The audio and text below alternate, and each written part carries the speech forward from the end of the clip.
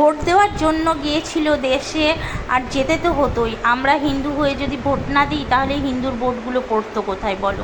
আর সব হিন্দুই তো দেশের বাইরে কাজের শস্যে এদিক ওদিক ছড়িয়েছিল। এর জন্য কিন্তু মোদিজি ফ্রিতে ট্রেনও করে দিয়েছিল যাতে সবাই সঠিকভাবে গিয়ে ভোটটা দিতে পারে।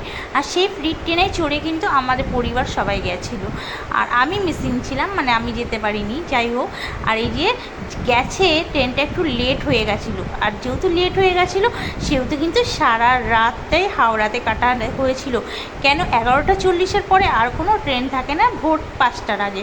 তার জন্য কিন্তু পুরো রাতটা এই যে হাওড়া স্টেশনে ট্রেনটা ঢুকতে অনেকটাই লেট করে গেছিলো, আর ট্রেনটা মিসড হয়ে গেছিলো। যে কারণে মিস হয়ে গেছে, যেতে পারিনি, স্টেশনে বসে বসে রাতটা কেটেছে। যাই হোক, যতই স্টেশনে বসে রাতটা কাটুক, যে কারণে গেছিলো সেটা তো সফল হয়েছে। যাই হোক, ওইটাই আমাদের সবথেকে বড় জয়। জয় শ্রীরাম। আর কারা কারা এরকম এত কষ্ট করে গেছিলে অবশ্যই জানাবে। কষ্ট নয়, ফ্রি ট্রেন ছিল, খাবার দাবার ফ্রি ছিল, আবার কি চাই। জয় শ্রী